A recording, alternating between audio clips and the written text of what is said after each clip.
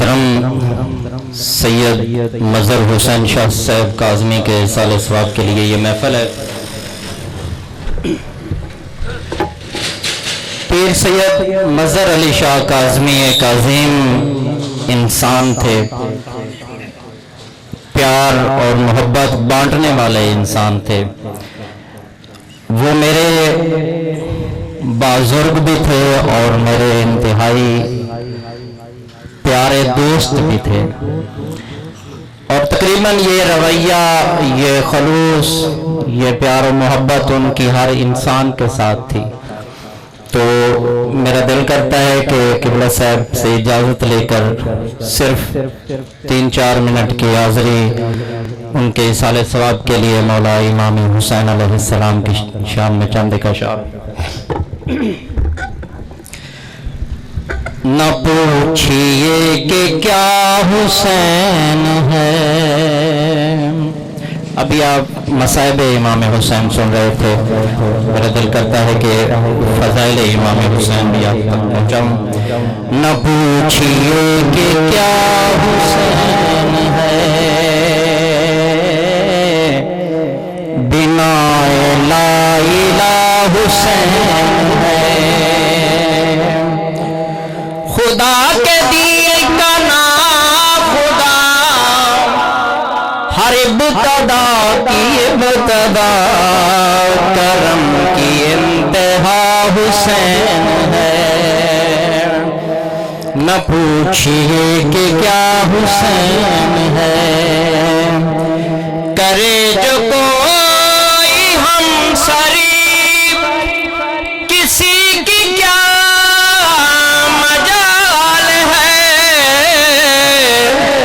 مولا حسین کے نانے جیسا کسی کا نانا، نہ مولا حسین کی ماں جیسی کسی کی ماں، نہ مولا امام حسین علیہ السلام کے بابا جیسا کسی کا بابا۔ کرے جو کوئی ہم سری، کسی کی کیا مجال ہے، جہاں میں ہر حسین بے مثال ہے۔ یہ ہو چکا ہے فیصلہ، نہ کوئی دوسرا خدا، نہ کوئی دوسرا حسین ہے، نہ کوئی دوسرا حسین ہے۔ اور امام حسین ایک فکر کا نام ہے، حریت کا نام ہے جس کی فکر کربلا، حسین وہ دماغ ہے۔ یہ پنجتن کی انجمن کا بجوا چراغ ہے۔ حسن کا پہلا ہم سفر، علی کا دوسرا پسر، امام تیسرا حسین ہے، امام تیسرا حسین ہے۔ اور حسین سے جو دور ہے، حسین سے جو دور ہے، وہ سب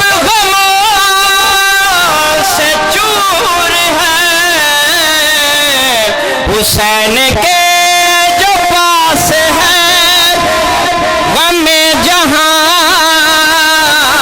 سے دور ہے۔ یہ دین جس کی دین ہے، جو زندگی کا چین ہے، وہ سچا کافیہ حسین ہے۔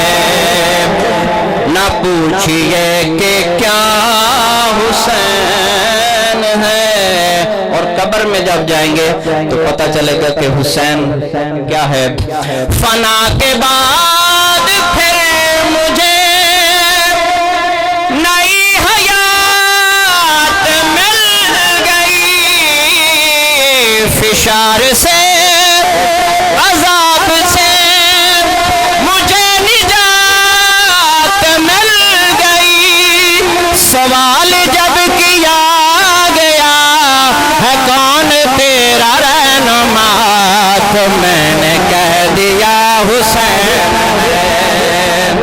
نہ پوچھئے کہ کیا حسین ہے،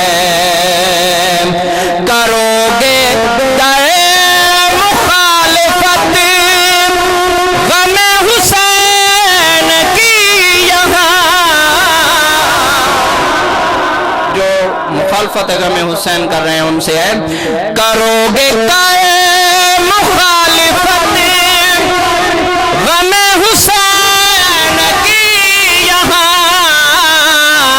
وہ حشر ہوگا حشر میں کہ الفیظ علامہ، جہاں بھی چھپنا چاہو گے، جہاں بھی چھپنا چاہو گے، کہیں بھی بچ نہ پاؤ گے کہ ہر جگہ میرا حسین ہے، نہ پوچھئے کہ کیا حسین ہے، بنا لا الہ حسین ہے۔ دعائے کہ پروردگار عالم یہ الفاظ کا ثواب میرے بزرگ محترم قبلہ سید نظر علی شاہ کاظمی صاحب کے ثواب پہنچائے اور ان کے درجات عالی فرمائے۔ آپ ذکر محمد و اہل بیت محمد بیان فرمائیں گے استاذ العلماء قبلہ کعبہ سید اخلاق حسین شاہ شرازی۔ تمام حاضرین سے التماس ہے مرحوم مغفور سید مظہر حسین کاظمی ان کی مغفرت اور بلندی درجات کے لیے ایک مرتبہ سورہ فاتحہ اور 3 بار سورہ توحید کی تلاوت فرمائے۔ اعوذ باللہ من الشیطان الرجیم، بسم اللہ الرحمن الرحیم، الحمدللہ رب العالمین الرحمن الرحیم مالک یوم الدین، ایاک نعبد و ایاک نستعین، اہدنا الصراط المستقیم، صراط الذین انعمت علیہم غیر المغضوب علیہم ولا الضالین۔ بسم اللہ الرحمن الرحیم، قل هو اللہ احد اللہ الصمد، لم یلد ولم یولد ولم یکن له کفوا احد۔ بسم اللہ الرحمن الرحیم، قل هو اللہ احد اللہ الصمد، لم یلد ولم یولد ولم یکن له کفوا احد۔ بسم اللہ الرحمن الرحیم، قل هو اللہ احد اللہ الصمد، لم یلد ولم یولد ولم یکن له کفوا احد۔ اللہم اغفر للمؤمنین والمؤمنات والمسلمین والمسلمات الاحیاء منہم والاموات، اللہم تابع بیننا وبینہم بالخیرات انکا مجیب الدعوات انکا علی کل شیء قدیر۔ اللہم صلی علی محمد و آل محمد، صلوات سارے حضرات۔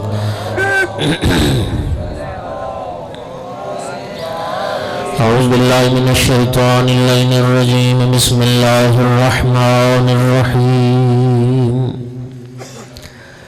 الحمدللہ رب العالمین والعاقبۃ للمتقین والجنة للمؤمنین والنار للمنافقین۔ الحمدللہ الذی جعلنا من المتمسکین بولایت علی بن ابی طالب واولادہ المعصومین۔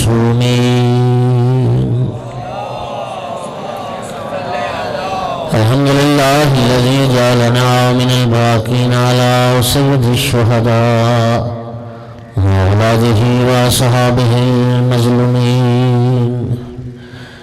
الصلاة والسلام والتحیۃ والإکرام علی رسولہ الکریم، شفیع المذنبین آنیس غریبین ورحمت للعالمین، آنی العبد المؤید الرسول المصدق المحمود الاحمد المصطفى الامجد ابو القاسم محمد،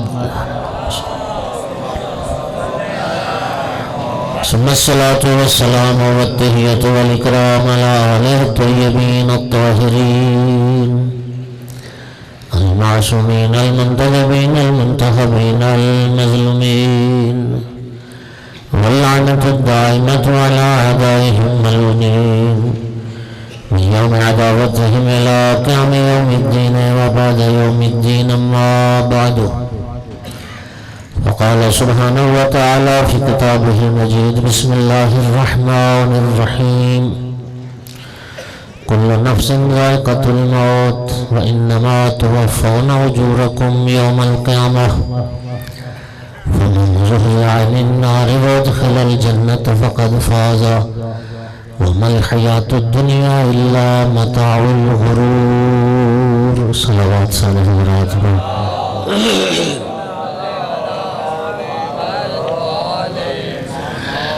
سامعین گرامی،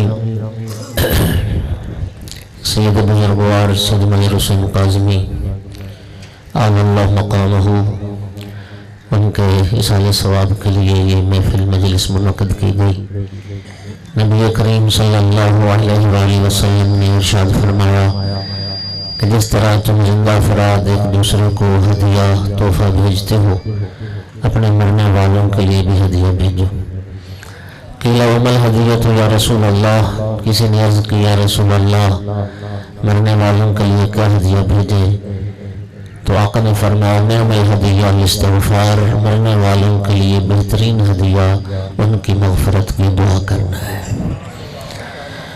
سارے عزیز احباب رشتہ دار جمع ہیں، ہم سب دعا گو ہیں یا رب العزت سید مرحوم کے صغیرہ کبیرہ گناہ معاف فرمائے، خداوند عالم ان کے سیئات کو حسنات سے تبدیل فرمائے، برزخ کی مشکلات ان کے لیے آسان فرمائے، محمد والے محمد علیہ السلام کی اللہ نے شفاعت نصیب فرمائے۔ ایک صلوات سارے بلند آواز۔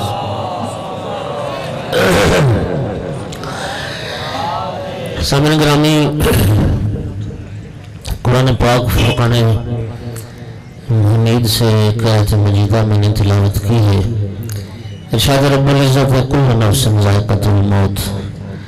اب یہ حصہ آیت مجیدہ کا الحمدللہ ہر مومن، ہر مسلم اس کو یہ حصہ آیت یاد ہے اور ترجمہ بھی آتا ہے۔ اور میں دوستان توجہ چاہوں گا کہ قرآن پاک میں یہ حصہ آیت مجیدہ، اتنا حصہ کل نفس ذائقۃ الموت 3 بار آیا قرآن میں۔ ایک یہ مقام ہے جو میں نے آپ کے سامنے جس آیت کی تلاوت کی،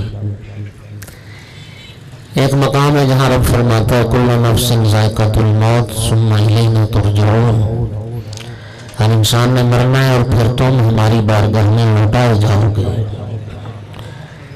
پھر ایک مقام پر ارشاد ہوتا ہے کہ اللہ پاک اپنے محبوب کو خطاب کر کے فرماتا ہے وما جعلنا لبشر من قبلک الخلد افئن مت فهم الخالدون کل نفس ذائقۃ الموت۔ رب فرماتا ہے محبوب ہم نے آپ سے پہلے کسی بشر کے لیے وہ دنیا میں ہمیشہ رہنا نہیں لکھا۔ افئن مت فهم الخالدون، سوالیہ جملہ، اللہ فرما رہا ہے محبوب آپ کو موت آ جائے گی اور کیا لوگ ہمیشہ رہیں گے؟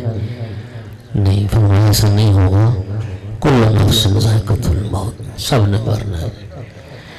یہ جو ایک شعر ہے نا، اس کا ایک بڑا مصرع سب کو آتا ہے، وہ سمجھتا ہوں میں اس آیت کا ترجمہ ہے۔ ہاں جی، جب احمد مرسل نہ رہے کون رہے۔ اور تیسری آیت جو میں نے آپ کے سامنے تلاوت کی کل نفس ذائقۃ الموت سے شروع ہو رہی ہے، 3 بار یہ جملہ ہے۔ ہر انسان نے مرنا ہے، ہر زیرو نے موت آنی ہے۔ کل من علیہ فان ویبقى وجہ ربک ذو الجلال والاکرام، ہر شے کو فنا ہے، صرف ذات پروردگار ہے جس کو بقا ہے۔ هو الباقی، یہ صرف اللہ کی ذات ہے، اللہ کی ذات ہے جسے بقا ہے، باقی ہر شے کو فنا، سب نے نابود ہونا، مٹ جانا ہے۔ اب یہ دنیا نابود ہونے والی ہے، اس نے نابود ہونا ہے، اس نے ختم ہونا ہے۔ دیکھیے اصل زندگی جو ابدی زندگی ہے نا، وہ وہی آخرت والی زندگی ہے۔ میرے عزیز مولانا کاظم علی حیدری صاحب، اللہ تعالیٰ ان کی زبان میں مزید تاثیر اثر عطا فرمائے اور خدا انہیں صحت و سلامتی دے، خوبصورت انداز میں موت و حیات کے حوالے سے گفتگو کر رہے تھے۔ تو سامعین گرامی، ظاہر ہے موضوع یہی ہے، ایک مجلس ترحیم ہے اور ضروری ہے کہ اس مجلس ترحیم میں موت کو یاد بھی کیا جائے۔ ابھی آپ سن رہے تھے، انہوں نے حدیث رسول اللہ کی حدیث سنائی کہ سرکار فرماتے اکثر ذکر الموت، موت کو زیادہ یاد کیا کرو۔ اب نبی پاک فرماتے ہیں موت کو زیادہ یاد کیا کرو، اور ہم ذکر موت سے گھبراتے ہیں۔ سچی بات، موت کا جو موضوع ہے نا، وہ ہماری محفلوں کا پسندیدہ موضوع نہیں ہے۔ بچہ، جوان، بوڑھا، موت کے ذکر سے ہم سب گھبراتے ہیں، موت کے نام سے گھبراتے ہیں۔ وہ روایت آپ نے سنی ہے کہ ہارون رشید نے خواب دیکھا تھا، اس نے خواب دیکھا تھا کہ میرے سارے دانت گر گئے۔ اس نے پھر نجومی، معذرت چاہتا ہوں، معبرین، خواب کی تعبیر بیان کرنے والے سارے جمع کیے کہ خواب کی تعبیر بیان کرو کہ میرے سارے دانت گر گئے۔ اب یہ میں بات کیوں سنا رہا ہوں؟ اس بات کو ثابت کرنے کے لیے کہ موت کا ذکر ہمیں اچھا نہیں لگتا۔ ایک تعبیر بیان کرنے والے نے تعبیر یہ بیان کی کہ ہارون، اس کی تعبیر یہ ہے کہ تیرے سارے رشتہ دار تجھ سے پہلے مر جائیں گے۔ تو جو ہے میری طرف، تیرے خواب کی تعبیر یہ ہے کہ تیرے سارے رشتہ دار تجھ سے پہلے مر جائیں گے۔ اب جب یہ تعبیر بیان کی تو ہارون رشید کو اچھی نہ لگی۔ اس نے کہا اس کو کوڑے مارے جائیں اور اس کو جیل میں ڈال دو۔ یہ کیسی تعبیر ہے؟ سارے میرے خاندان ہی مار دیا اس نے۔ دوسرا معبر بلایا گیا تعبیر بیان کرنے والا، تو اس نے تعبیر بیان کی کہ اے بادشاہ سلامت، اس خواب کی تعبیر یہ ہے کہ آپ کی زندگی تمام خاندان والوں سے زیادہ ہے۔ آپ کی زندگی سارے خاندان والوں کی زندگی سے لمبی زندگی ہے۔ جب یہ تعبیر بیان کی تو ہارون نے کہا اس کو انعام بھی دیا جائے۔ ہاں جی، اس کو درہم و دینار سے نوازا گیا۔ میرے دوستوں، سوال یہ، نتیجہ تو ایک ہی تھا نا، نتیجہ دونوں باتوں کا ایک تھا، لیکن پہلی جو تعبیر بیان کی گئی اس میں موت کا ذکر آ گیا، اور دوسری جو تعبیر بیان کی گئی اس میں ہارون کی لمبی زندگی کا ذکر آ گیا۔ تو جہاں زندگی کی بات آ گئی وہ اچھی لگی، اور جہاں موت کا ذکر آ گیا وہ اچھا نہ لگا۔ نتیجہ تو دونوں بات۔ ہم ذکر موت سے ڈرتے ہیں، ہمیں میت سے ڈر لگتا ہے، ہمیں قبرستان سے خوف آتا ہے، ہم قبر سے ڈرتے ہیں، ہم آخرت کے ذکر سے ڈرتے ہیں، جبکہ نبی پاک کا پتہ کیا فرمان ہے؟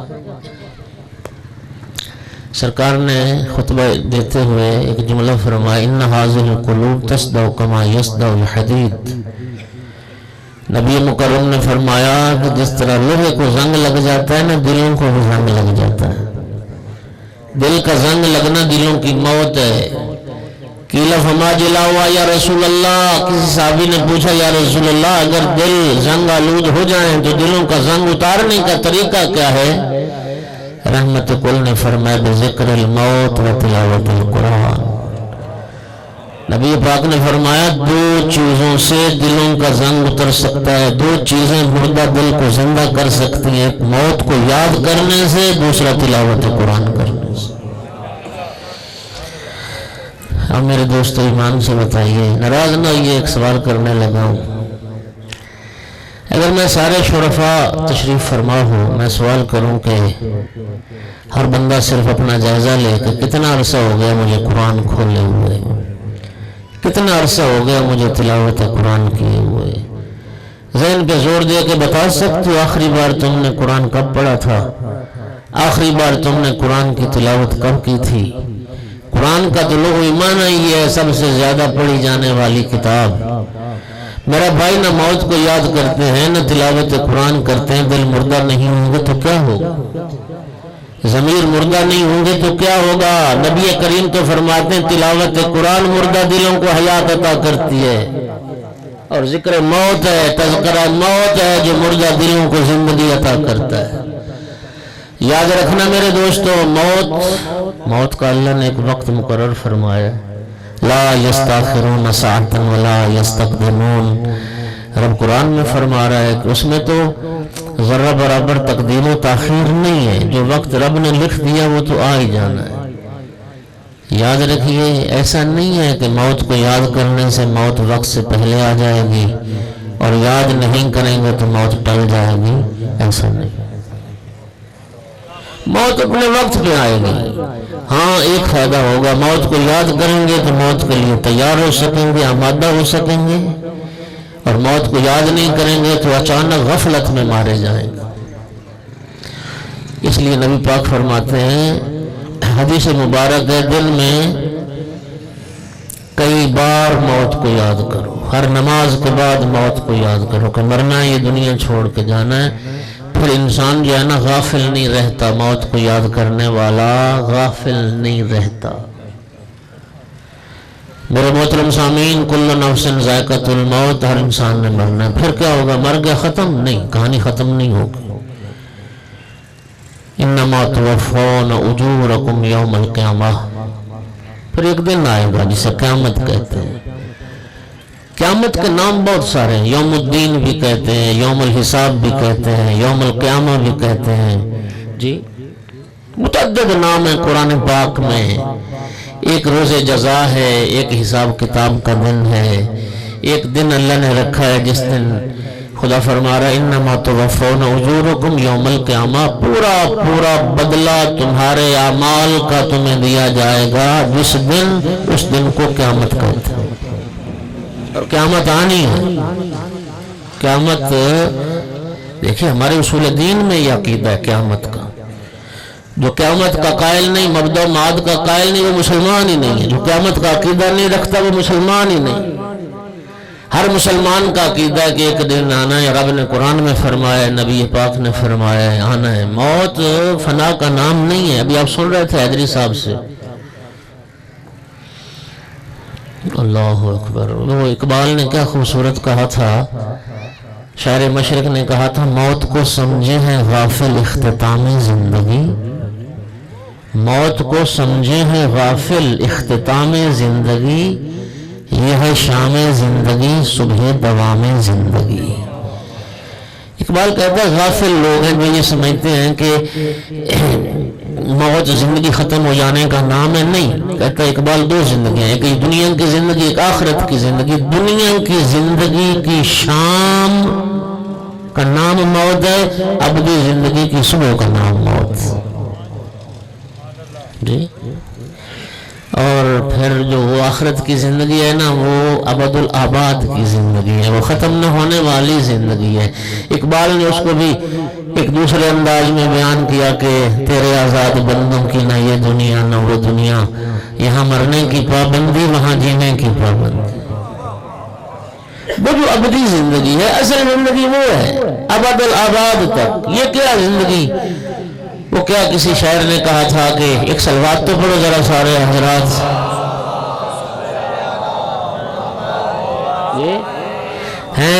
ہیں زندگی کے دو جہاں، ایک یہ جہاں ایک وہ جہاں، ہیں زندگی کے دو جہاں، ایک یہ جہاں ایک وہ جہاں، ان دو جہاں کے درمیان بس فاصلہ ایک سانس کا، ان دو جہاں کے درمیان بس فاصلہ ایک سانس کا، جو چل رہی ہے تو یہ جہاں، جو رک گئی ہے تو وہ جہاں۔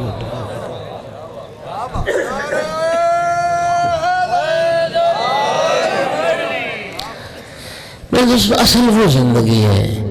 مولا امیر المومنین نے کیا خوبصورت جملہ فرمایا، مولا فرماتے خلقتم للبقا لا للفنا، تم بقا کے لیے خلق ہوئے ہو، فنا کے لیے خلق نہیں ہوئے۔ فنا نہیں، بقا ہے، اور وہ عالم آخرت وہ عالم بقا ہے۔ یہ دنیا تو فانی ہے، یہ تو فنا ہونے والی ہے۔ اصل مسئلہ یہ ہے کہ اس باقی جو رہنے والی زندگی ہے آخرت کی، اس دنیا کو یہاں رہ کے بنانا ہے۔ لیکن دنیا کی چمک دمک اللہ جانتا ایسی ہے کہ ہمیں ساری زندگی اسی دنیا بنانے میں گزر جاتی، آخرت بنانے کے تو وقت ہی نہیں ملتا۔ بولی ایسا ہے یا نہیں؟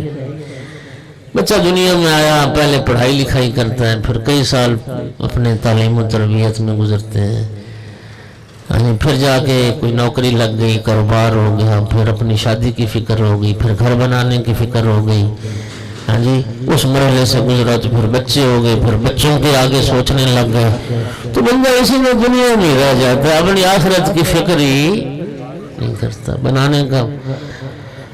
ہائے ہائے کیا ہوگا ہمارا؟ یہ 60 سال 70 سال کی زندگی کے لیے اتنی کوشش، اور جہاں ہمیشہ رہنا ہے اس کے لیے پرواہ نہیں۔ حضرت نوح علیہ السلام کو سنتے ہو نا، شیخ الانبیاء، 2500 سال زندگی گزاری، 950 سال کی تو صرف تبلیغ ہے، اور جب رب کا بلاوا آ گیا نا 2500 سال جینے کے بعد، دھوپ پہ بیٹھے تھے حضرت نوح علیہ السلام، ملک الموت آ گئے، یا نبی اللہ رب کا بلاوا آ گیا، تیار ہو جائیں۔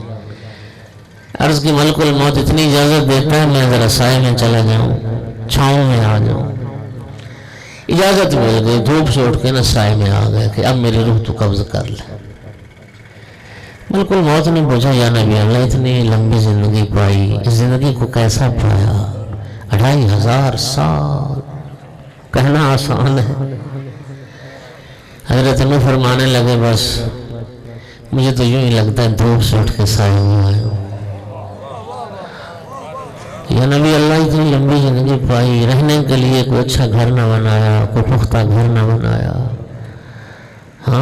ایک جھونپڑی میں گزار دی زندگی۔ سنو گے جملہ حضرت نوح فرماتے ہیں ملک الموت تیرے انتظار نے کچھ بنانے ہی نہیں دیا، تیرے انتظار نے کچھ بنانے ہی نہیں دیا۔ یا نبی اللہ آپ کی اولاد آئے گی، پختہ گھر بنائے گی، کنکریٹ کے، پتھر کے، لوہے کے۔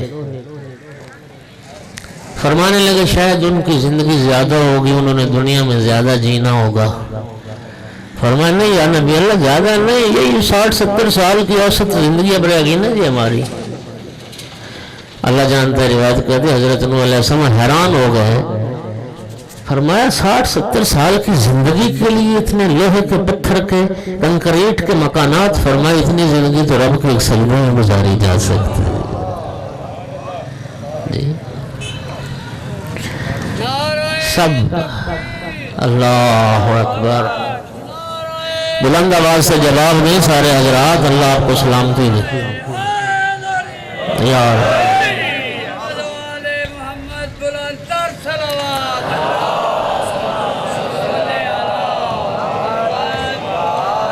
اور میرے دوستو، رہے نام اللہ کا، سب ٹھاٹھ پڑا رہ جائے گا، جب لاد چلے گا بن جانا۔ عجیب معاملہ ہے، بندہ مرتا ہے تو دنیا والے پتہ کیا پوچھتے ہیں کہ مرنے والا چھوڑ کیا گیا؟ یہی سوال ہے نا۔ مکان چھوڑ گیا، زمین چھوڑ گیا، جائیداد چھوڑ گیا، پراپرٹی چھوڑ گیا، فلاں چھوڑ گیا، اور جب آگے جائے گا نا تو اگلے پوچھیں گے آگے لے کے کیا آیا ہے؟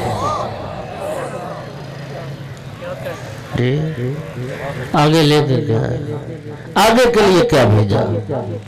یہاں تو بہت کچھ چھوڑا، گھر بنا لیے، زمینیں بنا لی، کاروبار سیٹ کر لیا، آگے کے لیے کیا بھیجا؟ اس لیے نبی پاک پتہ کیا فرماتے تھے؟ صحابہ سے فرماتے تھے کہ میں جس چیز کے بارے میں سب سے زیادہ خائف رہتا ہوں، ذمہ داری سے نبی پاک کا یہ فرمان پڑھ رہا ہوں، مسلمانوں سے نبی پاک فرماتے تھے مجھے سب سے زیادہ خطرہ اس بات کا رہتا ہے کہ دنیا کی محبت تم پہ غالب نہ ہو جائے، دنیا کی محبت تم پر غالب نہ آ جائے۔ اور دوستو نبی کریم کا فرمان ہے حب الدنیا راس کل خطیہ، دنیا میں ہر خطا اور ہر غلطی کی بنیاد، ہر گناہ کی بنیاد یہ دنیا کی محبت ہے۔ آپ تجزیہ شروع کر دیں گناہوں کا، ہر گناہ کے پیچھے، ہر خطا کے پیچھے یہ دنیا کی محبت کسی نہ کسی شکل میں موجود ہو۔ یہ دنیا کی محبت ہی تو ہے۔ امام حسین علیہ السلام 28 رجب سے مدینہ چھوڑا، پھر مکہ آئے، مکہ سے پھر کربلا کی طرف جب چلے تو راستے میں کئی بار حضرت یحییٰ علیہ السلام کو یاد کیا، امام حسین علیہ السلام نے نبی خدا حضرت یحییٰ علیہ السلام کو کئی بار یاد کیا، چونکہ ایک وجہ مشترک ہے حضرت امام حسین علیہ السلام میں اور حضرت یحییٰ علیہ السلام میں۔ جناب یحییٰ علیہ السلام کا بھی سر قلم کیا گیا، امام حسین علیہ السلام کا بھی سر قلم کیا گیا۔ مولا حسین علیہ السلام جناب یحییٰ کو یاد کرتے گئے اور ایک منزل پہ مولا حسین کا جملہ سنیے، فرمایا اس دنیا کی حقارت پستی کے لیے صرف اتنی ساری بات کافی، کتنی حقیر ہے یہ دنیا۔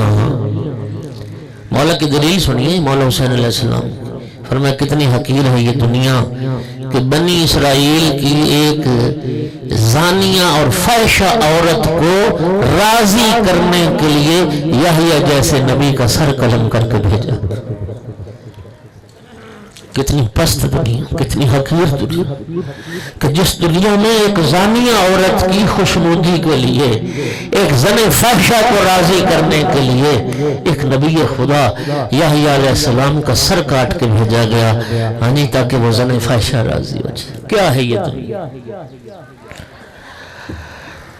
انما توفون اجورکم یوم القیامہ، رب فرماتا ہے قیامت کا دن آئے گا، پورا بدلہ تمہارے اعمال کا دیا جائے گا۔ دنیا تھوڑی ہے کوئی کسی سے مزدوری کروا کے اس کی مزدوری ہڑپ کر جائے، کوئی کسی کا حق کھا جائے، کوئی کسی کے مال پہ ڈاکہ ڈال لے، یہ کوئی کسی کے گھر پلاٹ زمین پہ قبضہ کر کے بیٹھ جائے۔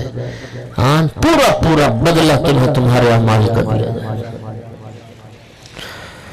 صحابہ کرام کی محفل تھی، سید الانبیاء تشریف فرما تھے۔ ایک عربی آیا جو مدینے سے باہر کسی جگہ پہ رہتا تھا، اونٹنی پہ سوار تھا، اور جب سرکار کی اس محفل کے قریب آیا نا تو ناکہ پہ بیٹھے بیٹھے نبی پاک کو سلام کیا اور سلام کر کے عرض کرتا یا رسول اللہ میں دور سے آیا ہوں، میرا سفر دور کا ہے، میرے پاس زیادہ وقت نہیں ہے، یا رسول اللہ مجھے بڑے اختصار کے ساتھ اسلام تو سمجھا دیں کہ دین اسلام کیا ہے۔ ناکہ پہ بیٹھا ہے، سفر میرا لمبا ہے، میں اسلام سیکھنا چاہتا ہوں، اسلام سمجھنا چاہتا ہوں۔ دیکھیے سرکار کی حدیث مبارک ہے، آقا فرماتے اوتیت جوامع القلم، نبی پاک فرماتے مجھے جوامع القلم عطا کیا گیا، یہ نبی پاک کا معجزہ ہے۔ جوامع القلم کیا کسے کہتے؟ جوامع القلم کا معنی ہے کہ اللہ پاک نے اپنے محبوب کو یہ صلاحیت عطا فرمائی تھی کہ مختصر کلام ہوتی تھی لیکن معانی کا سمندر ہوتا تھا، یعنی سمندر کو کوزے میں بند کر کے پیش کرنے کا ہنر اللہ نے اپنے محبوب کو عطا کیا تھا۔ جب پوچھا نا یا رسول اللہ مجھے اسلام سمجھا دیں، اسلام کیا ہے، سرکار نے ان دو آیات کی تلاوت فرمائی، فَمَنْ يَعْمَلْ مِثْقَالَ ذَرَّةٍ خَيْرًا يَرَهُ وَمَنْ يَعْمَلْ مِثْقَالَ ذَرَّةٍ شَرًّا يَرَهُ۔ فرمایا رب فرماتا جس نے ذرہ برابر خیر کو انجام دیا وہ قیامت کے دن خیر بھی اس کے سامنے ہوگا، اس کو جزا ملے گی اس خیر کی، اور جس نے ذرہ برابر بھی شر کو انجام دیا وہ شر بھی اس کے سامنے ہوگا۔ یہ جو عربی تھا نا سرکار کی زبان مبارک سے یہ کلمات سن کے حیران ہو یا رسول اللہ واقعا یہ حق ہے، سچ ہے؟ فرمایا یہ وعدہ پروردگار ہے، یہ رب کا فرمان ہے، فَمَنْ يَعْمَلْ مِثْقَالَ ذَرَّةٍ خَيْرًا يَرَهُ، ذرہ برابر خیر و شر تمہارا قیامت کے دن تمہارے سامنے آ جائے گا۔ خدا جانتا ہے، قرآن کہتا ہے جب آئے گا نا نام اعمال سامنے چیخ اٹھے گا انسان، ما لہذا الکتاب لا یغادر صغیرۃ ولا کبیرہ، ایک ایسا نامہ اعمال ہے چھوٹی سی چھوٹی بات بھی اس میں لکھی ہوئی اور بڑی سی بڑی بات بھی اس میں لکھی۔ اللہ اکبر۔ بس کہنے لگا یا رسول اللہ اگر یہ واقعی حق ہے اور سچ ہے تو میں سمجھ گیا کہ اسلام کیا ہے۔ خدا حافظ یا رسول اللہ، میں سمجھ گیا اسلام کیا ہے۔ ناکہ کو پلٹایا، واپس چلا۔ بعض صحابہ کہنے لگے یا رسول اللہ، عجیب شخص تھا، اسلام دین اسلام سیکھنے آیا تھا اور 2 آیات سن کے واپس چلا گیا۔ سرکار نے فرمایا خبردار اس کے بارے میں کچھ نہ کہنا، عاد فقیہن، یہ تو فقیہ بن کے لوٹ گیا ہے۔ دوستو، انسان کی زندگی میں انقلاب پیدا کرنے کے لیے تو 2 آیات ہی کافی، انسان کی زندگی کو تبدیل کرنے کے لیے 2 آیات ہی کافی ہیں۔ کیا ہوا؟ زندگی ہماری گزر گئی، ہمارے اندر انقلاب نہ آ سکا، ہمارے اندر کوئی تبدیلی نہ آ سکی، پورا بدلہ تمہارے اعمال کا دیا جائے گا۔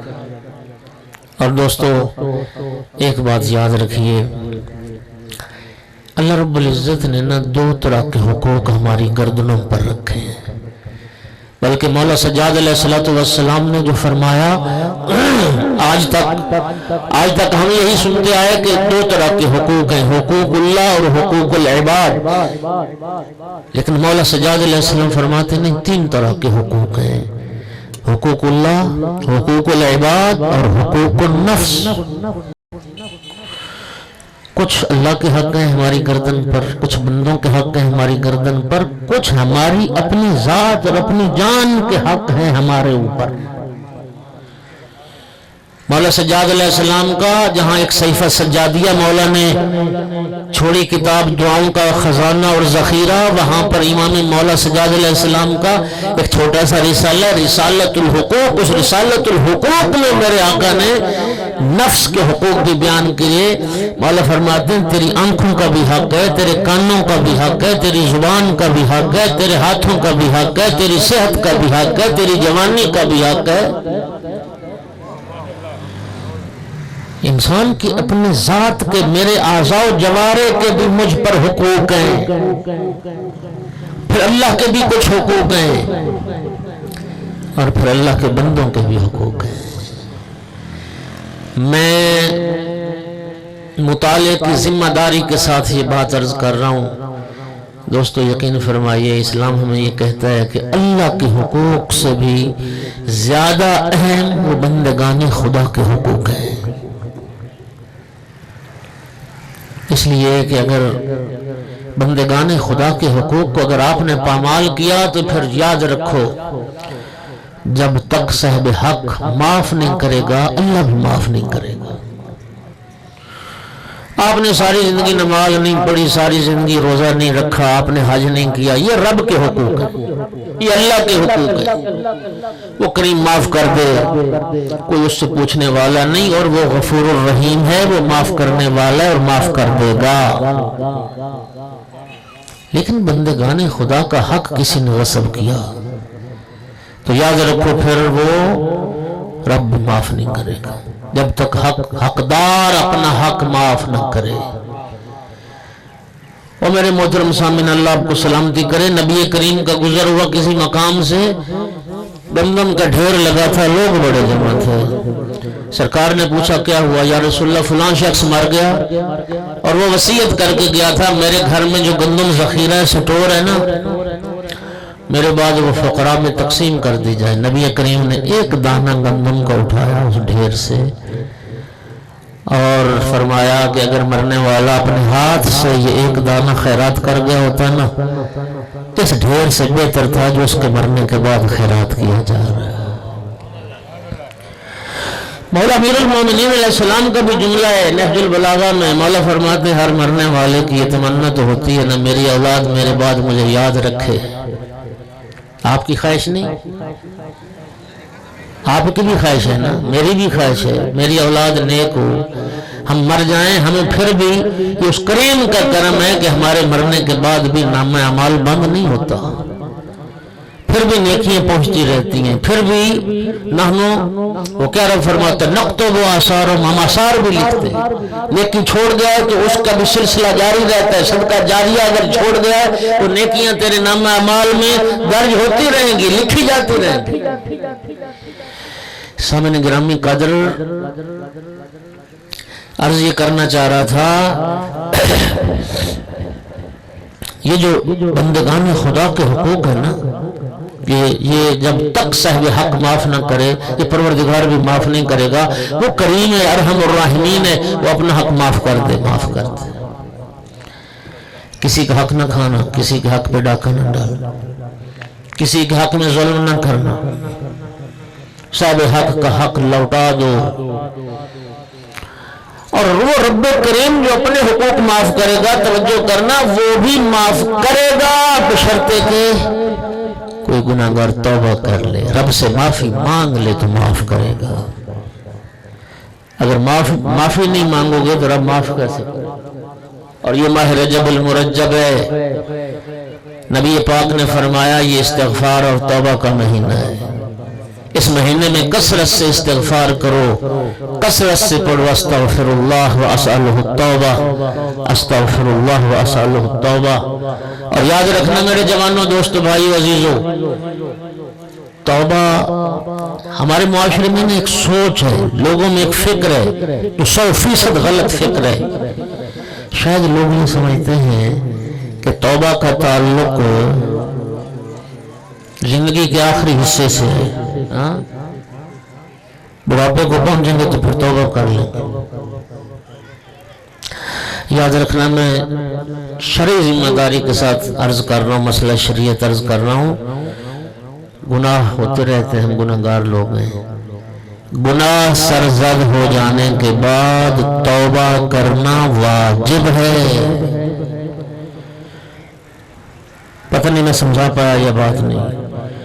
اگر گناہ کر بیٹھے ہو تو گناہ کے بعد توبہ کرنا واجب ہے، اور اگر توبہ نہیں کرو گے تو پھر گناہ پر ایک اور گناہ کرو گے، ترک توبہ بھی گناہ ہے۔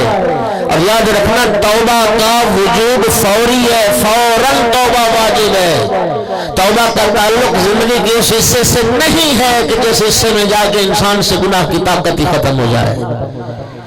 اللہ پاک قرآن میں فرما رہا ہے وَسَارِعُوا إِلَى مَغْفِرَةٍ مِّن رَبِّكُمْ، اپنے رب کی مغفرت کی طرف دوڑ کے آؤ، سرعت کے ساتھ، تیزی کے ساتھ رب سے آ کے معافی مانگ لو۔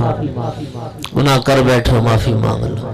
وہ اتنا کریم ہے کہ امام رضا علیہ السلام نے فرمایا تھا التائب من الذنب کمن لا ذنب لہ، فرمایا جو شخص اپنے گناہ سے توبہ کر لیتا ہے وہ مثل اس شخص کے جیسے جس نے زندگی میں کبھی گناہ نہ کیا۔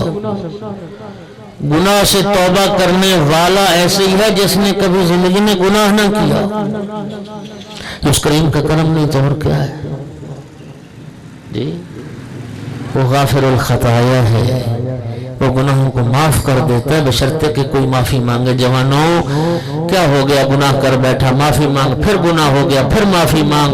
وہ کہتا ہے 1000 بار بھی اگر تو توبہ توڑ چکا ہے تو پھر آجا میری بارگاہ میں۔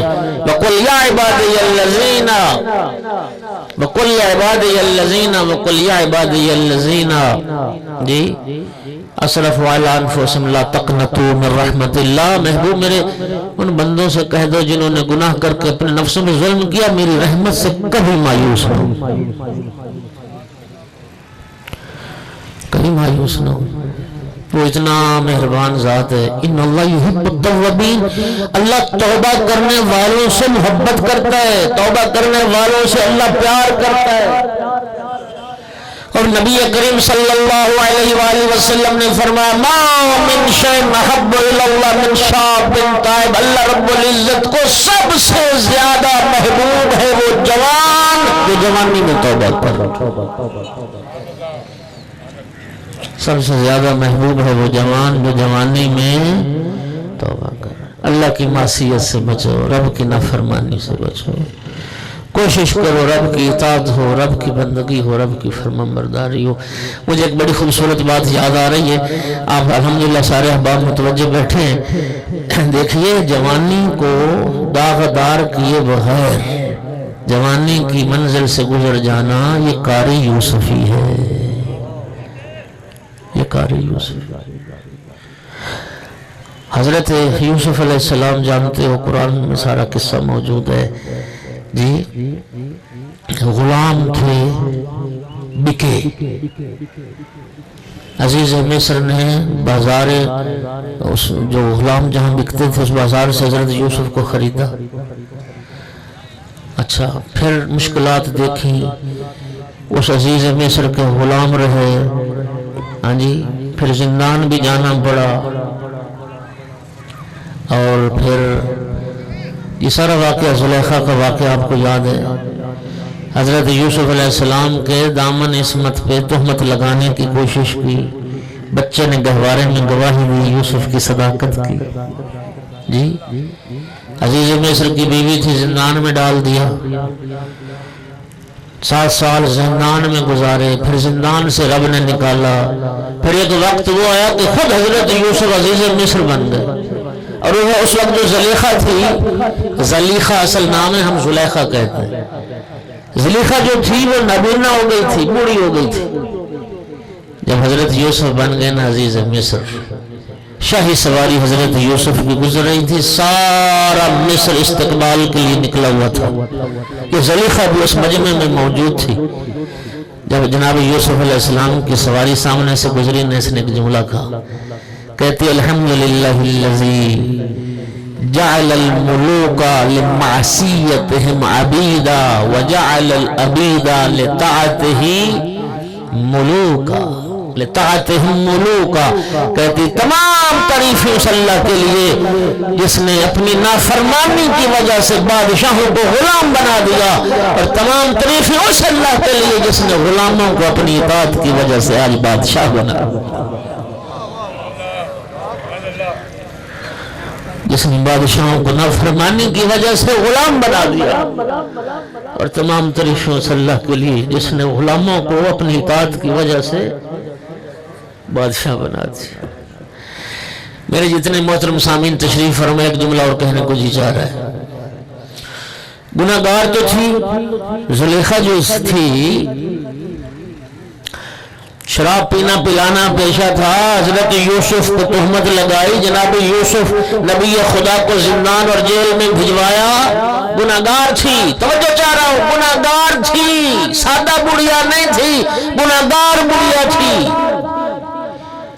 لیکن چونکہ کسی اچھے سے اور کسی کامل سے محبت کرتی تھی، پھر وہ محبت یوسف نبی کی محبت بالآخر سبب بن گئی، اس کی خطا بھی معاف ہو گئی، اس کے گناہ بھی معاف ہو گئے، اس کی بینائی بھی لوٹ آئی، اس کی جوانی بھی پلٹ آئی۔ اور بتاؤ دوستو، دنیا میں کوئی ہے ایسا اسپتال امریکہ میں، یورپ میں، جہاں بوڑھا جوان ہو جائے؟ بولو، بینائی پہ لگائی اندے کی؟ نہیں، دنیا میں کوئی ایسا اسپتال نہیں ہے، لیکن محبت کے اسپتال میں ایسا ہوتا ہے۔ وہ میرا بھائی، اگر یوسف علیہ السلام کی محبت ایک گنہگار کے گناہ بھی معاف کروا سکتی ہے، ایک گنہگار کی بینائی بھی لوٹ سکتی ہے، اور ایک گنہگار کی جوانی بھی پلٹ سکتی ہے، تو جو ہستیاں فخر یوسف ہیں، جو ہستیاں فخر یوسف ہیں، مولا حسین علیہ السلام کی ذریعے سے، مولا عباس علیہ السلام کی ذریعے سے، مولا امیر المومنین کی ذریعے سے کسی کو شفا مل جائے تو تعجب کیسا۔ نعرہ تکبیر، نعرہ رسالت، نعرہ حیدری، نعرہ تعجیل ظہور امام زمانہ، بلندتر صلوات۔ دوستو، یہ اس رب کریم کا کرم ہے کہ پروردگار نے توبہ کا دروازہ کھولا۔ آؤ رب کی بارگاہ میں توبہ کریں۔ دیکھیے، رحمت حق بہانہ میں جویت، بہانہ میں جویت۔ وہ اتنا کریم ہے، وہ تو بخشنے کے بہانے ڈھونڈتا ہے، وہ معاف کرنے کے بہانے ڈھونڈتا ہے۔ اللہ جانتا ہے، میں آیات و روایات کی روشنی میں جملہ عرض کر رہا ہوں، میں جب مطالعہ کرتا ہوں اس کریم کے کرم کا، یقین فرمائیے مجھے یوں لگتا ہے کہ اللہ ہمیں بخشنا چاہتا ہے، رب ہمیں معاف کرنا چاہتا ہے، وہ ہمیں جنت بھیجنا چاہتا ہے، ہم دھکے سے جہنم جا رہے ہیں۔ وہ کریم نہیں چاہتا جہنم بھیجنا، اس کو بندے پیارے ہیں، وہ یہ انسان اس رب کی سب سے افضل اشرف مخلوق ہے، وہ اپنے بندوں کو معاف کرنا چاہتا ہے، ہم دھکے سے جہنم جانا چاہتے ہیں۔ دھکے سے جہنم جانا چاہتے ہیں۔ میرے محترم سامعین، نبی کریم نے کیا فرمایا؟ الا ومن تاب قبل موتہ بسنۃ قبلت توبۃ، ساری زندگی اللہ کی نافرمانی میں گزار دی، موت سے 1 سال پہلے اگر اس نے سچے دل سے توبہ کر لی، رب اس کی توبہ بھی قبول فرما لے گا۔ پھر فرمایا لا وَإِنَّ السَّنَةَ قصیر، سال کی مدت تو بہت زیادہ ہے، اس کریم کا کرم اس سے زیادہ ہے۔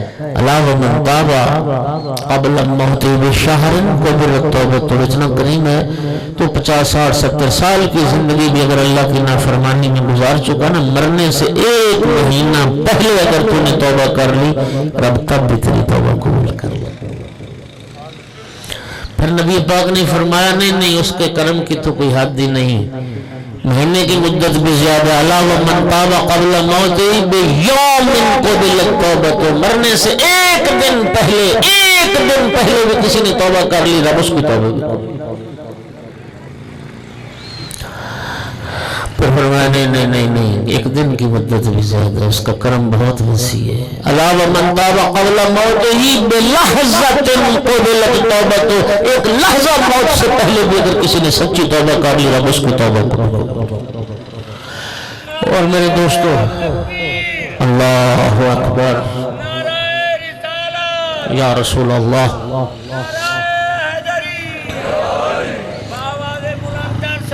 اللہم صلی علی محمد وآل محمد، 1 لحظہ پہلے، اور یاد رکھو اسی لحظے کا ہی پتہ نہیں۔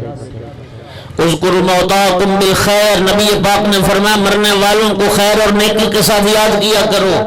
کسی مرنے والے کی آخرت کا فیصلہ کرنے کا تمہیں کوئی حق نہیں ہے، کسی کو جہنم یا جنت پہنچانے کا تمہیں کوئی حق نہیں ہے۔ یہ آخرت کا معاملہ یہ رب کا معاملہ ہے۔ رب اپنے بندے سے، ممکن ہے ایک بندہ ساری زندگی گناہ کرتا رہا ہو اور ہم نے صرف اس کے گناہ دیکھے ہوں، لیکن تجھے کیا پتا جب اس کو موت آئی ہو، موت سے پہلے توبہ کر لی ہو، کریم نے معاف کر دیا، تو کیوں بدگمانی کرتا ہو؟ تو ارحم الراحمین ذات اللہ جانتا ہے۔ سرکار کی حدیث ہے، فرماتے ہیں سیاہ تاریک رات ہو نا، سیاہ تاریک رات، گھپ اندھیرا، جنگل کا سفر، اور اس سیاہ تاریک رات میں ڈاکہ پڑ گیا، تم بیوی بچوں کے ساتھ تھے، تمہارا مال اسباب لٹ گیا، تمہاری سواری لٹ گئی، کتنی پریشانی ہوگی انسان کو؟ تصور کرو ذرا، تصور کی دنیا نا، نبی پاک مثال دے رہے ہیں۔ رات کا سفر تھا، تاریکی تھی، تنہائی، راستے میں بیوی بچے ساتھ، سفر زیادہ راہ بھی گیا، سواری بھی گئی، اتنی پریشانی ہوگی۔ پھر فرماتے ہیں کہ اسی عین پریشانی کے عالم میں پھر تمہارا سارا لوٹا ہوا جو مال اسباب تھا وہ بھی تمہیں مل گیا، تمہاری سواری بھی مل گئی، 1 سوئی کا نقصان نہ ہوا۔ کتنا خوش ہوگا انسان کہ میرا سارا مال مل گیا۔ نبی پاک فرماتے ہیں اس بندے کو اتنی خوشی نہیں ہوتی جتنی رحمان کو کسی کے توبہ کرنے سے خوشی ہوتی۔ اتنا کریم اللہ خوش ہوتا ہے نا جب کوئی توبہ کرتا ہے۔ رب فرماتا ہے میرا بندہ میں تو کب سے تیرا انتظار کر رہا تھا، کب سے دیکھ رہا تھا، کب آئے گا تو میری بارگاہ میں، تو نے خود ہی آنے میں دیر کر۔ ہاں جی، کیا وہ اقبال نے کہا ہم تو مائل بکرم ہیں کوئی سائل ہی نہیں، وہ تو بخشنا چاہتا ہے کوئی معافی تو مانگے۔ یہ ماہ رجب ہے، یہ بخشش کا مہینہ، یہ توبہ کا مہینہ، یہ استغفار کا مہینہ ہے۔ اللہ جانتا سرکار فرماتے ایک بار سچے دل سے انسان کہتا نا یا اللہ، وہ 10 بار کہتا لبیک یا عبدی لبیک یا عبدی، میرا بندہ میں حاضر ہوں، میں تو کب سے تیرا راہ دیکھ رہا ہوں، کب آتا ہے میری بار کا۔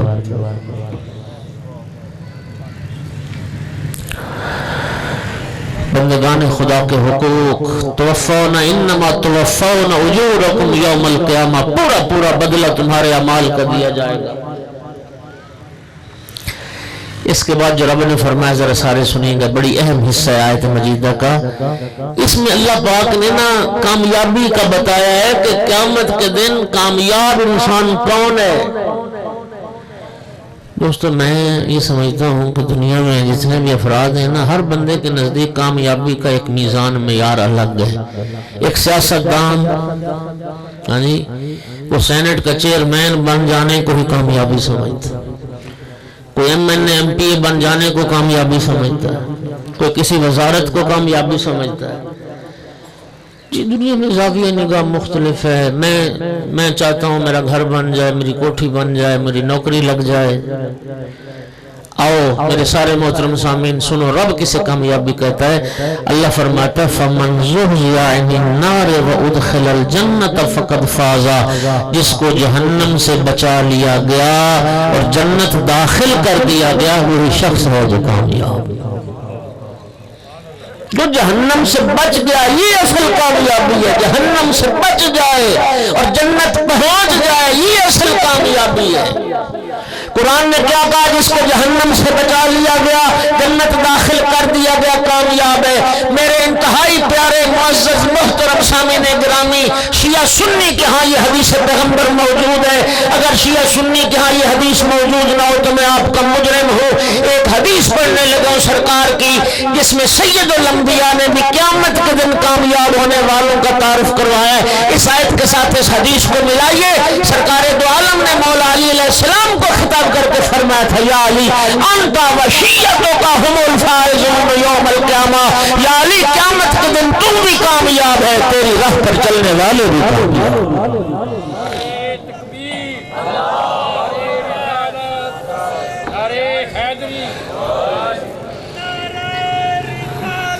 یا رسول اللہ، یا رسول اللہ،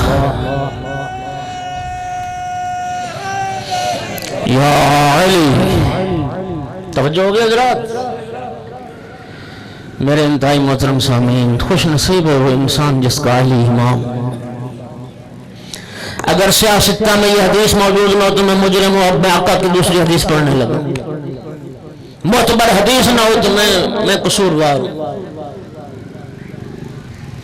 حضرت عمار یاسر رضی اللہ تعالی عنہ، نبی کریم کے جلیل المرتبت اور بڑے مقرب بارگاہ صحابی حضرت عمار یاسر، یہ وہی عمار یاسر ہے جن کو رسول اللہ نے یہ خبر دی تھی سَتَقْتُلُكَ فِئَةٌ بَاغِیَةٌ، عمار تجھے ایک باغی گروہ قتل کرے گا اور تم باغی گروہ کے ہاتھوں قتل ہو۔ نبی پاک ان کو شہادت کی خبر دے کے گئے۔ اس لیے عمار یاسر کو نبی کریم نے فرمایا، جملہ سننا سرکار کی حدیث سننا، فرمایا یا عمار اذا رأيت عليا قد سلق واديا وسلق الناس واديا غير فاسلك مع علي۔ اے عمار یاسر، اگر زندگی میں کبھی یہ دیکھنا ساری دنیا کے لوگ ایک راستے پر چل رہے ہوں، علی تنہا دوسرے راستے پر چل رہے ہوں، عمار لوگوں کے پیچھے نہ چلنا، علی کے پیچھے چلنا۔ عمار علی کے پیچھے چلنا، فاسلک مع علی۔ اگلا جملہ کیا خوبصورت فرمایا، فرمایا عمار جو علی کے پیچھے چلتا ہے، علی نہ گمراہ ہونے دیتے ہیں نہ ہلاک ہونے دیتے۔ علی کا راستہ ہی جنت کا راستہ، علی کا راستہ ہی صراط مستقیم ہے۔ امام امیر المومنین علی بن ابی طالب علیہ السلام کا راستہ ہی وہ صراط مستقیم ہے جس کی دعا کرتے اہدنا الصراط المستقیم صراط الذین انعمت علیہم۔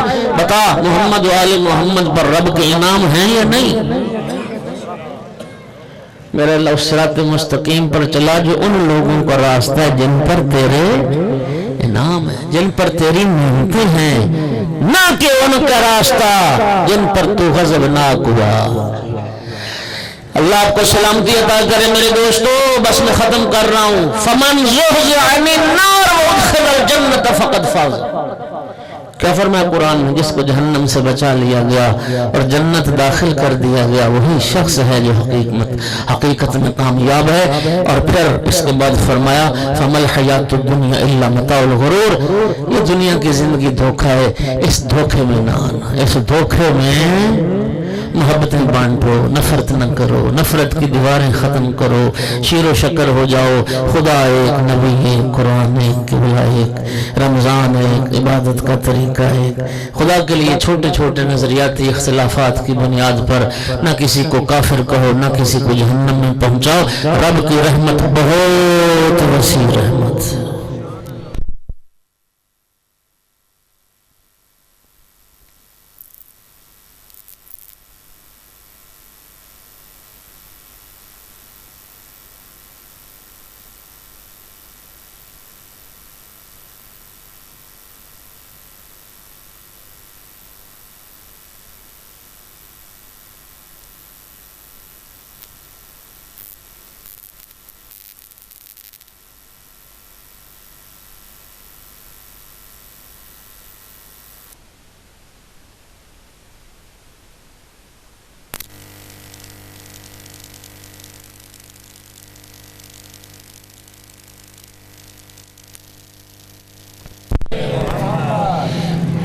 ایک مرتبہ پھر بھی صلوات پڑھ دیں سارے حضرات۔ یا رسول اللہ، یا علی، اللہم صلی علی محمد وعلی محمد۔ بس دوستو میرا بیان تمام ہو گیا۔ برادر کے لیے ایک جملہ کہوں گا، والد باپ خوش نصیب ہوتے ہیں، وہ اولاد خوش نصیب ہوتی ہے اللہ جنہیں اپنے ماں باپ کی خدمت کی توفیق عطا کرتا ہے، ماں باپ کے ساتھ نیکی کی توفیق عطا کرتا ہے۔ جن کے ماں باپ زندہ ہیں، ماں باپ کے ساتھ نیکی کرو۔ الشیخ فی اہل بیتہ کالنبی فی امتہ۔ سرکار فرماتے ہیں گھر میں باپ کا مقام پتہ کیا ہوتا ہے؟ ایک امت میں جو نبی کا مقام ہوتا ہے، وہ گھر میں خاندان میں ایک باپ کا مقام ہوتا ہے۔ دعا الوالد لولدہ کا دعا النبی لامتہ۔ سرکار نے فرمایا باپ اپنی اولاد کے لیے دعا کرے ایسا ہی ہے جیسے ایک نبی اپنی امت کے لیے دعا کرتا ہے۔ یہ ماں باپ نا واسطہ فیض الہی ہوتے ہیں۔ من نظر الى ابوائے نظرت رحمت کتبت لہو حجت مبرورہ۔ نبی پاک نے فرمایا جو ماں باپ کے چہرے پہ ایک محبت بھری نگاہ ڈالتا اللہ ایک مقبول حج کا ثواب عطا کرتا۔ اور ماں باپ اگر دنیا سے رخصت ہو گئے تو پھر رب کریم نے وہ ثواب والا دروازہ بند نہیں ہونے دیا۔ پھر سرکار کی حدیث پڑھتا ہوں، من زار قبر ابوائہ فی یوم الجمعۃ او لیلتہ کتبت لہ حجۃ مبرورہ۔ شب جمعہ، روز جمعہ، سرکار فرماتے ہیں جو بندہ اپنی ماں باپ کی قبر پہ جائے گا نا، شب جمعہ، روز جمعہ، اللہ ماں باپ کی قبر کی زیارت کے بدلے ہوئی ایک مقبول حج کا ثواب عطا فرمائے۔ اللہ سید مرحوم کے درجات بلند فرمائے۔ ہماری کوئی خوشی، ہمارا کوئی غم کربلا کے ذکر کے بغیر مکمل نہیں ہوتا۔ جانتے دوستو ہم یہ کیوں مجلسیں برپا کرتے ہیں؟ ذکر امام حسین، کربلا والوں کی یاد، اس کا ایک نفسیاتی پہلو ہے۔ سنو ذرا، ذکر کربلا کا ایک نفسیاتی پہلو ہے، اور وہ یہ ہے دنیا کے دکھ سہنا ہمارے لیے مشکل ہو جاتا اگر ہمارے سامنے کربلا نہ ہوتا۔ یہ کربلا ہے جو ہمیں دنیا میں دکھ سہنے کا حوصلہ عطا کرتی ہے۔ آل رسول کے دکھوں پہ جب نگاہ پڑتی ہے نا تو ہمارے دکھ ہلکے ہو جاتے ہیں، ہمارے دکھ ہلکے ہو جاتے ہیں جب آل رسول کے دکھوں پہ نگاہ پڑتی ہے۔ کیا خوبصورت کسی شاعر نے کہا تھا، اپنے دکھوں میں آیا جو شبیر کا خیال، اپنے دکھوں میں آیا جو شبیر کا خیال، شکوہ تڑپ کے شکر میں تبدیل ہو گیا۔ الحمدللہ سادات بیٹھے، عزادارو، اتنا بڑا اجتماع یہ آپ کی محبتوں کو بتا رہا ہے۔ اجتماع بتا رہا ہے کہ سید مظہر حسین کاظمی، انہیں غسل بھی دیا گیا ہوگا، انہیں کفن بھی پہنایا گیا ہوگا، ان کا جنازہ بھی عزت و احترام سے اٹھا ہوگا، احترام سے انہیں دفن بھی کیا گیا ہوگا۔ عزاداروں خوش نصیب ہوتے وہ مرنے والے جنہیں غسل و کفن ملے، جن کو احترام سے دفن کیا جائے۔ کوئی یہ درد پوچھنا چاہتا ہے تو سید سجاد سے پوچھے۔ عزاداروں 11 محرم کو جب کربلا سے چلے تھے نا تو ایک جنازہ نہیں 72 جنازہ بے گور و کفن چھوڑ کے چلے تھے کربلا۔ ایک دو جنازے نہیں، یہ درد کو سید سجاد سے پوچھے۔ عزاداروں 11 محرم کو جب رسول ذاتیوں کو گزرے وہ نہ مقتل سے، میرے مولا سجاد کی جب نگاہ پڑی نا بابا کے بے گور و کفن لاشے پر، سید سجاد کے چہرے پہ ضربی موت کی چھا گئی۔ قریب تھا وہ پرواز کر جائے، اتنی غم کی شدت، احتضار کی حالت طاری ہو گئی۔ میری آقا زادی نے جب بھتیجے کی حالت دیکھی نا، میری آقا زادی کو بھائی بھول گیا۔ سید سجاد کے قریب آ کے فرمایا یا بقیت اخی و ابی و جدی، اور میرے بھائی حسین کی نشانی بیٹا، اور میرے بابا و نانا کی یادگار، یا بنی مالی اراک تجود بنفس سجاد بیٹا کہ اپنی جان ختم کر لو گے، یا سمال الیتاما و اسمت الارامل، یتیموں کا سہارا سجاد، اور بیواؤں کا آسرا سجاد، سنبھال اپنے آپ کو، تجھے کیا ہوا؟ سید سجاد رو کے عرض کرتے پھر بھی امام جوان بیٹا مر نہ جائے تو کیا کرے جو اپنے باپ کو دفن بھی نہ کر سکے۔ ہمارے ساتھ نجف سے لاشیں دفن کر رہے، میرے بابا کا لاشوں بے گور و کفن کھا کے کربلا۔ اللہ اکبر۔ میری آقا زادی نے فرمایا، حوصلہ دیا، سجاد بیٹا میں نے اپنے بابا سے اپنے نانا سے نہ کربلا کے سارے حالات سنے ہیں۔ سجاد بیٹا میں نے نانا سے سنا اللہ نے ایک قوم سے وعدہ لیا ہے، جو قوم آئے گی ہمارے شہیدوں کو بھی دفن کرے، تمہارے بابا بھی دفن ہو جائیں گے، ہمارے شہید بھی دفن ہو جائیں گے، دل چھوٹا نہ کر۔ اور میں نے تو نانا سے یہ بھی سنا سجاد بیٹا جب تیرے بابا کی قبر بن جائے گی نا، پھر تمہارے بابا کی قبر پہ علم نصب ہوگا، وہ علم جو آج بھی قبر حسین پہ لہرا۔ اور سجاد بیٹا پھر میں نے نانا سے یہ بھی سنا پھر ایک وقت آئے گا پوری دنیا سے مومن آئیں گے تیرے بابا کی قبر کی زیارت کے لیے۔ اللہ تیرے بابا کی قبر کو پوری دنیا کے مومنوں کے لیے زیارت گاہ بنا دے گا۔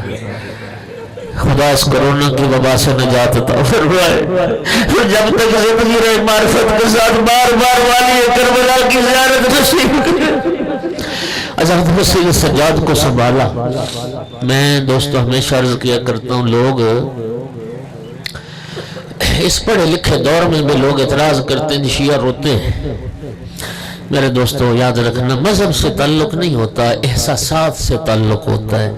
ایمان سے بتاؤ، لوگ تو فلمیں دیکھ کے بھی رو پڑتے ہیں، لوگ تو ڈرامے دیکھ کے رو پڑتے ہیں۔ ابھی پچھلے دن میں ایک ڈرامہ تھا، مجھے ساری تفصیل یاد نہیں کہ دنیا روئی دیکھ کے ڈرامے۔ لوگ تو ظلم کی داستانیں پڑھ کے رو پڑتے ہیں۔ یہ جو برما میں وہاں مسلمانوں کے ساتھ ظلم ہوا، کشمیر میں مسلمانوں کے ساتھ ظلم ہوا، وہ ظلم دیکھ کے لوگ رو پڑتے ہیں۔ یمن میں جو مسلمانوں کے ساتھ ظلم ہو رہا ہے، اس ظلم کو فلسطین میں جو مسلمانوں کے ساتھ لوگ تو وہ بھی دیکھ کے رو پڑتے ہیں۔ پھر مجھے کہنے دیجیے یہ اپنے اپنے نصیب کی بات ہے کہ فلمیں دیکھ کر روئے، کوئی زہرا کے لال کو روئے، ہاں کوئی رسول کے بیٹے کو روئے۔ اللہ جانتا میں ذمہ داری سے حدیث پڑھ رہا ہوں، اگر اہل سنت کتابوں میں یہ حدیث نہ ہو تو میں آپ کو مجرم ہوں گا۔ خدا کی قسم سب اہل سنت علماء نے لکھا، عاشور کا جب دن آیا نا، عاشور کا دن، ام المومنین جناب ام سلمہ نماز پڑھ کر نماز ظہر پڑھ کے سوئی ہوئی تھی۔ عالم خواب میں عصر کا جب ہنگام ہوا نا تو عالم خواب میں رسول اللہ کی زیارت ہوئی۔ خواب میں کیا دیکھا، سرکار کے سر سے عمامہ اترا ہوا ہے اور نبی پاک کے زلفوں میں خاک تھی، سرکار کی ریش مبارک میں خاک تھی۔ رسول اللہ زاروں قطار رو رہے تھے۔ ام سلمہ یہ کیفیت دیکھ کے تڑپ گئی، یا رسول اللہ آپ کی دستار کہاں گئی؟ یا رسول اللہ آپ کے سر میں اور ریش میں خاک کیسی؟ فرمایا ام سلمہ تو سو رہی ہے، میرا حسین کربلا میں میرا حسین کربلا میں مارا گیا، میں کربلا سے آ رہا ہوں، میں اپنے بیٹے حسین کی شہادت کا چشمگیر اللہ اکبر۔ اور میرے محترم سامعین، سرکار کی حدیث ہے، نبی پاک نے فرمایا قیامت کے دن وہ آنکھ نہیں روئے گی جو دنیا میں میرے حسین کو روئے گی۔